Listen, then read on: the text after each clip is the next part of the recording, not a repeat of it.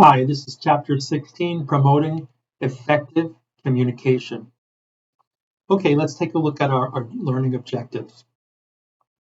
Our learning objectives for this chapter are explain why effective communication helps an organization gain a competitive advantage. Also describe the communication process and explain the role of perception in communication. And define information richness and describe the information richness of communication media available to managers. Describe the communication networks that exist in groups and teams. Explain how advances in technology have given managers new options for managing communications. And describe important communication skills that managers need as senders and as receivers of messages, and why it's important to understand differences in linguistic styles. Okay, so our manager's challenge.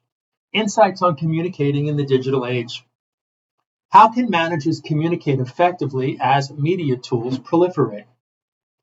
Consultant Dawan observed that many communication challenges involve the use of online tools such as texting, instant messaging, and online meeting apps that combine video, audio, and messaging. Communication and management.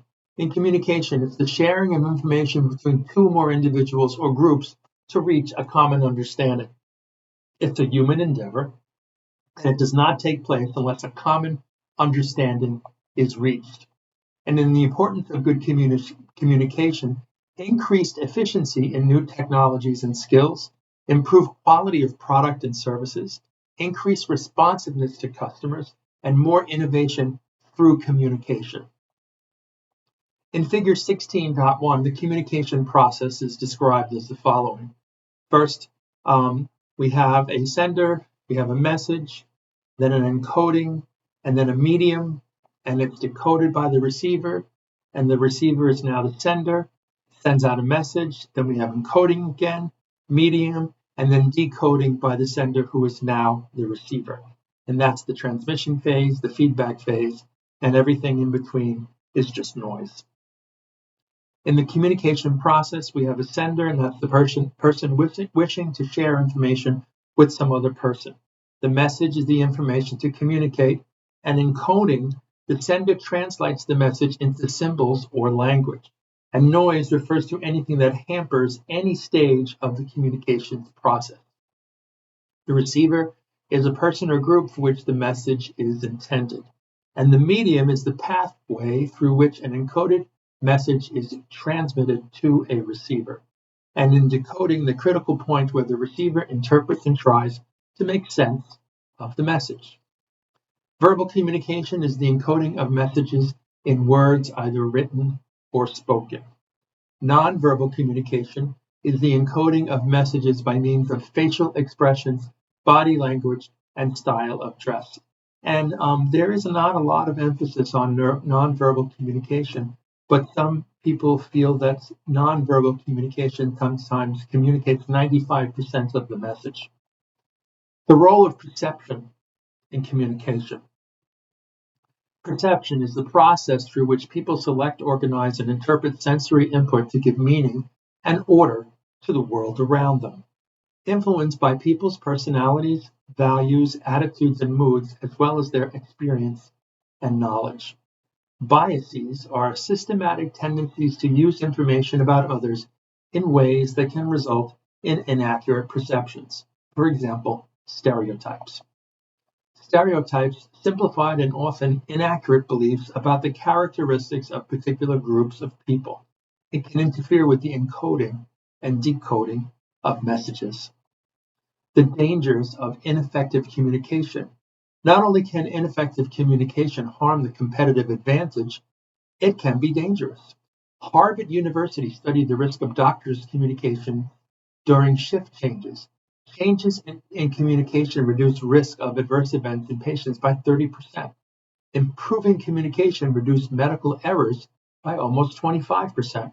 And we know that there are many medical errors, and that leads to actually the death of patients. So any kind of reduction is a life-saving opportunity. Information richness and communication media. Managers and their employees can become effective communicators by selecting an appropriate medium for each message. There is no one best medium. And considering information richness. A medium with high richness can carry much more information to aid understandings. Information richness is the amount of information that a communication medium can carry, the extent to which the medium enables the sender and receiver to reach a common understanding. In figure 16.2, information richness of communication with the meteor. So we've got an arrow here that has low information richness, and then it transcends higher into high information richness. And then for low information richness, you have impersonal written communication. And then it moves to personally addressed written communication. And then spoken communication electronically transmitted. And then the highest information richness would be face-to-face communication. In face-to-face communication, this has the highest information richness and can take advantage of verbal and nonverbal signals. Example, ProQuest, although mainly electronic communication, every 4 months, face-to-face. Management by wandering around. Face-to-face communication technique in which a manager walks around the work area and talks informally with employees about issues and concerns. This, I think, is an excellent management technique. Video conferencing. It has advantages of face-to-face communication. It saves time and money, and decisions may be made more quickly, efficient, and shorter. Spoken communication electronically transmitted has the second highest information richness. Telephone conversations are information rich with tone of voice, sender's emphasis, and quick feedback, but provide no visual nonverbal cues. Personally addressed written communication has a lower richness than the verbal forms of communication, but still is directed at a given person. Personal addressing helps ensure a receiver actually reads the message. Personal letters and email are common forms. Interpersonal written communication has the lowest information richness, good for messages to many receivers where little or feedback is expected, for example, newsletters, reports. Information overload is the potential for important information to be ignored or overlooked when tangential information receives attention. Blog, a website on which an individual, a group, or an organization posts information, commentary, and opinions, and to which readers can often respond with their own commentary and opinions. A social networking site is a website that enables people to communicate with others with whom they have some common interest or connection. For example, Facebook, Instagram, YouTube, or business Facebook, LinkedIn. Communication networks, the pathways along which information flows in groups and teams and throughout the organization. The type of communication network depends on the nature of the group's tasks and the extent to which group members need to communicate with each other to achieve whatever the group goals are. In figure 16.3, communication networks in groups and teams is shown. Here is a wheel network, here's a chain network, there's a circle network, and then an all-channel network. In a wheel network, information flows to and from one central member. Other group members do not communicate with each other. In a chain network, members only communicate with the people next to them in the sequence. Wheel and chain networks provide little or no interaction amongst its members. In a circle network, members communicate with others close to them in terms of expertise, experience, and location. All-channel network, these are networks found in teams with high levels of communications between each member and all others. In an organizational communication network, an org chart refers to the summary of formal reporting channels in an organization. However, communications can be informal, flowing differently than up and down. A communication network includes the organization chart and information pathways where a great deal of communication takes place.